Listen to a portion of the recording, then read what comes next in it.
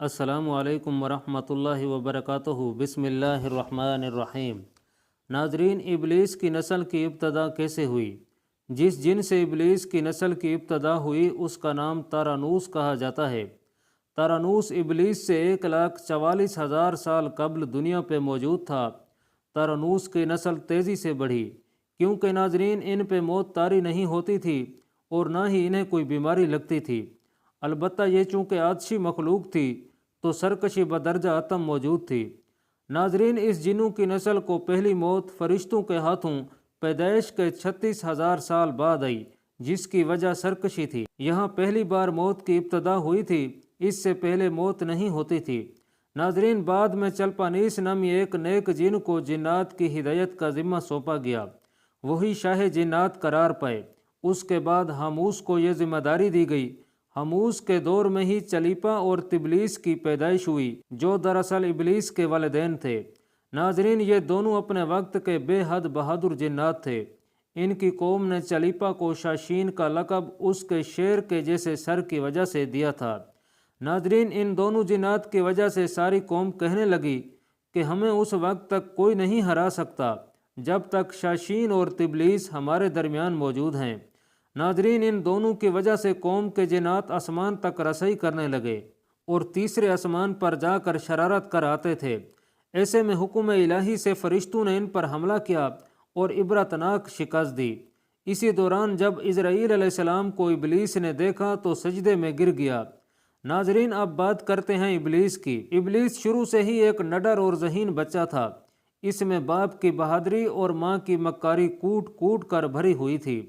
ناظرین، اس نے ملائکہ کے ساتھ جا کر توبہ کا باقاعدہ اعلان کیا اور پھر فرشتوں سے فیض علم حاصل کرنے لگا۔ اس کے علم حاصل کرنے اور ریاضت کا یہ عالم تھا کہ پہلے آسمان پہ عابد، پھر دوسرے آسمان پہ زاہد، تیسرے آسمان پہ بلال، چوتھے آسمان پر والی، پانچویں آسمان پر تقی اور چھٹے آسمان پر قبازان کے نام سے مشہور ہوا۔ ناظرین، یہ وہ وقت تھا جب یہ فرشتوں کو سکھاتا تھا اور ساتویں آسمان پہ ابلیس بقا نور میں رہا۔ حفت افلاک کے سب ملائکہ کا معلم قرار دیا گیا، یہاں تک پہنچ کر ابلیس نے اپنی عاجزی اور ریاضت کی انتہا کر دی۔ ناظرین، کم و بیش ابلیس نے 14,000 سال عرش کا طواف کیا، پھر یہاں اس نے فرشتوں میں استاد سردار عزازیل کے نام سے شہرت پائی۔ ناظرین، کم و بیش 30,000 سال مقربین فرشتوں کا استاد رہا۔ ابلیس کے درس و واعظ کی میعاد کم و بیش 20,000 سال ہے۔ ناظرین، فرشتوں کے ساتھ قیام کی مدت کم و بیش 80,000 سال ہے۔ ابلیس کو حکم ہوا کہ داروغہ جنت رضوان کی معاونت کرو اور اہل جنت فرشتوں کو اپنے علم و فیض سے بہرہ کرو۔ ناظرین، یوں ابلیس کو جنت میں داخلے کا پروانہ مل گیا اور جنت میں بھی اپنے علم سے داروغہ جنت رضوان کو سیراب کیا۔ یوں جنت رضوان کی کنجیاں ابلیس کے پاس رہیں۔ روایات کے مطابق ابلیس 40,000 سال تک یہ فرض خزانچی انجام دیتا رہا۔ ناظرین، یہی وہ مقام اعلیٰ ترین جنت رضوان ہی تھا جہاں ابلیس نے پہلی بار بادشاہت کے خواب دیکھنے شروع کیے۔ اس وقت ابلیس کے پاس حفت اقلیم، افلاک، جنت و دوزخ سب کا اختیار تھا۔ اس نے چپے چپے پہ سجدے کیے تھے، مگر یہاں پہ ابلیس عاجزی سے پہلی بار بھٹکا اور خود کو بادشاہ بنانے اور رب بن جانے کے خواب دیکھنے لگا۔ ناظرین، اس نے کئی ملائکہ کے سامنے ربوبیت کی بات بھی کی، مگر ملائکہ کے انکار کے سبب چپ ہو گیا اور یوں نظام چلتا رہا۔ مگر اس سب سے اللہ رب العزت کی ذات بے خبر نہ تھی۔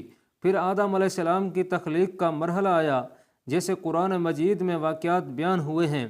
ابلیس آدم علیہ السلام کو جزو جزو مرحلہ وار مختلف اقسام کی مٹی سے تخلیق ہوتا دیکھتا رہا اور چپ رہا، مگر جیسے ہی اسے یہ معلوم ہوا کہ یہ آدم علیہ السلام اللہ رب العزت کا نائب ہے تو اس نے واویلا کیا، عبادات اور اطاعت کا واسطہ دیا، پھر طنز کیا کہ مجھ جتنی عبادت کس نے کی ہے، اور آدم علیہ السلام کو سجدہ کرنے سے انکاری ہوا۔ تب اللہ رب العزت نے کہا، نکل جا شیطان مردود۔ لعنتی قرار پانے کے بعد ابلیس نے اپنی عبادات اور ریاضات کا رب کریم سے عوض مانگا، جس پر اللہ تعالیٰ نے ابلیس کو ایک وقت معلوم تک مہلت فراہم کی، جس پر ابلیس نے اولاد آدم کو صراط مستقیم سے بھٹکا کر اپنا پیروکار بنانے کا دعویٰ کیا، جس پر رب کریم نے فرمایا کہ جو متقی اور پرہیزگار ہوں گے تو ان کو گمراہ نہیں کر پائے گا۔ اسی طرح ناظرین، ابلیس کے اس لعنتی کام میں اس کے 5 ساتھی بھی شامل ہیں۔ نمبر 1، صبر۔ اس کے اختیار میں مصیبتوں کا کاروبار ہے، جس میں لوگ ہائے واویلا کرتے ہیں، گریبان پھاڑتے ہیں، منہ پہ تماچے مرتے ہیں اور جاہلیت کے نعرے لگاتے ہیں۔ اور دوسرے کا نام ہے اعور۔ یہ لوگوں کو بدی کا مرتکب کرتا ہے اور بدی کو لوگوں پہ اچھا اور پسندیدہ کر کے دکھاتا ہے۔ نمبر 3، مصوت۔ ناظرین، یہ کذب، جھوٹ اور دروغ پہ مامور ہے، جسے لوگ کان لگا کر سنیں۔ یہ انسانوں کی شکل اپنا کر ان سے ملتا ہے اور انہیں فساد برپا کرنے کی جھوٹی خبریں سناتا ہے۔ نمبر 4، داسم۔ ناظرین، یہ آدمی کے ساتھ گھر میں داخل ہوتا ہے اور گھر والوں کے عیب دکھاتا ہے اور آدمی کو گھر والوں پہ غضبناک کرتا ہے۔ اور نمبر 5، ذکی نور۔ ناظرین، ذکی نور بازاروں کا مختار ہے۔ بازاروں میں آ کر یہ بددیانتی کے جھنڈے گاڑتا ہے، بازاروں میں برائیوں اور فحاشی پہ ورغلاتا ہے۔ ابلیس کا آدم علیہ السلام کو سجدے سے انکار کا جذبہ حسد تھا، جس نے اسے مجبور کیا کہ میری جگہ آدم علیہ السلام کو کیوں ملی۔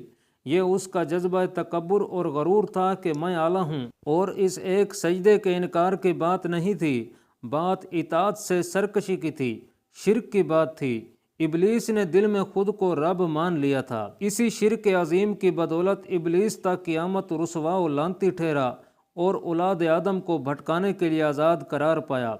حاصل نتیجہ یہ ٹھہرا کہ رب کریم کو انسان کی عبادات، عاجزی، علم و دانش سے کچھ غرض نہ ہے۔ رب کریم صرف دیکھتا ہے کہ دل میں اطاعت و فرم برداری کتنی ہے۔ اسی بنیاد پہ تقوی اور پرہیزگاری کے درجے قرار پاتے ہیں۔ اللہ پاک کمی بیشی معاف فرمائے اور ہمیں اپنے حبیب صلی اللہ علیہ وسلم کے طریقے مبارک پر زندگی گزارنے کی توفیق نصیب فرمائے۔ آمین۔